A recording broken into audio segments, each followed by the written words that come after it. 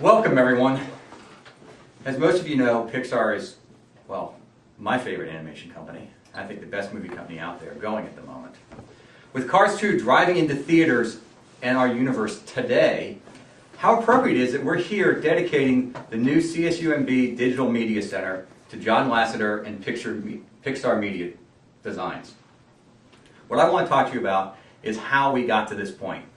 32 years ago, John Lasseter created Pixar. Most of you think that right now we're at the 25-year point. In fact, that's the theme, 25 years of Pixar. The reason is that really John would like to forget the first 7 years of Pixar. Pixar, for most of you, really started in 1986. The reality is in 1979, Pixar was created around a single concept: create high-end computer design, software and hardware for the industry. What they did was they went out and they started to convert three-dimensional images or two-dimensional images into three-dimensional images that eventually became photorealistic with their latest software. That's an aspect of the business that John is happy to be done with, but actually their almost biggest failure turned into a big success.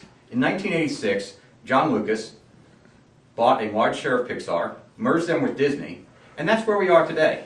What they brought and where Pixar started was with John bringing technology and marrying that with the movie industry. Animation at that point was pretty much a dead industry. It had stopped pretty much in 1950 as animation kind of just stopped. Walt Disney came in, he had created a methodology, and it worked in two dimensions. With computer technology, that has expanded. What John did was he created a program called RenderMan. RenderMan is now the industry standard in image rendering software. As much as Star Wars did for science fiction, Toy Story and Monsters, Inc. took a moribund genre and created a world with lifelike characters and with real storylines, something that the audiences could associate with.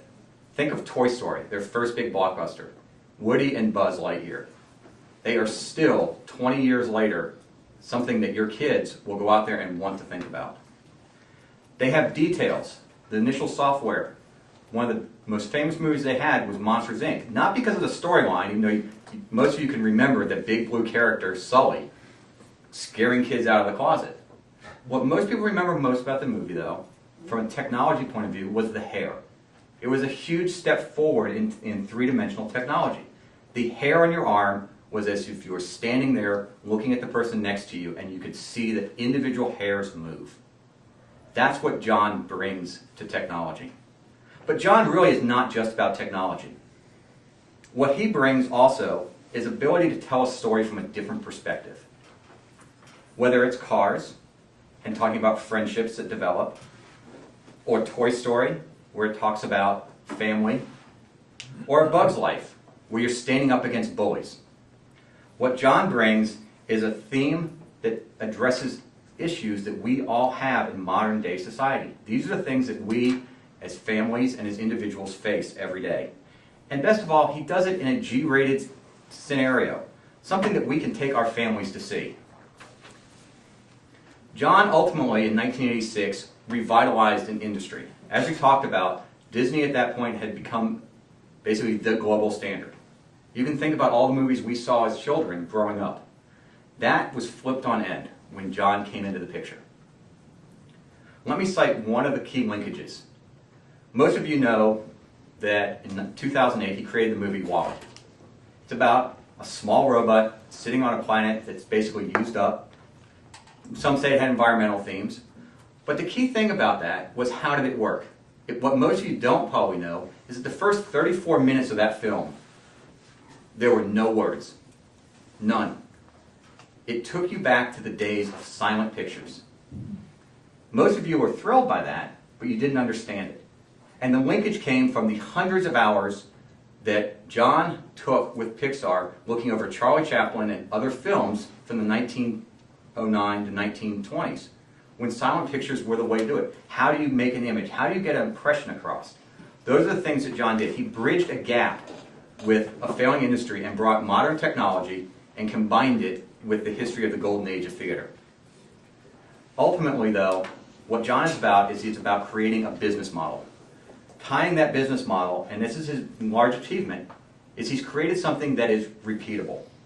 he's combined something that really is incongruous.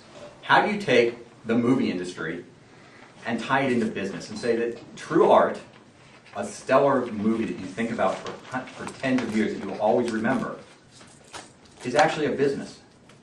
It's what John has infused at Pixar and what we at CSUMB also want to have in our students. He has showed that by creating a formula that is replicable and teachable, you can achieve consistent results. His result? 11 movies, 11 hits, 10 Academy Awards, and over $3 billion in revenue. More importantly, it's a system that transcends movies and links successfully to the hearts, and some say probably the pocketbooks, of many American families.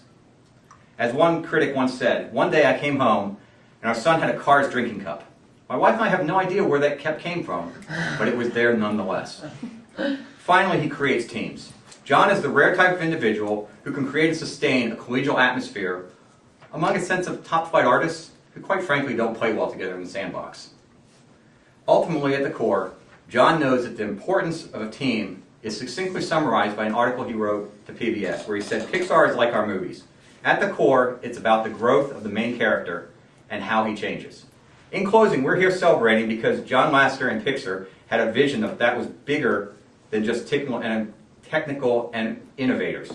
He was a producer of art. The goal of our program here is the same. We believe, just as Pixar, that to be successful, you have to be something that crosses the boundaries of age, where kids can understand and adults can still care about. After today, as a benefit to having John here speaking, Cars 2 will be shown in a matinee at the Barnett Siegel Auditorium here on CSUMB. Mr. President.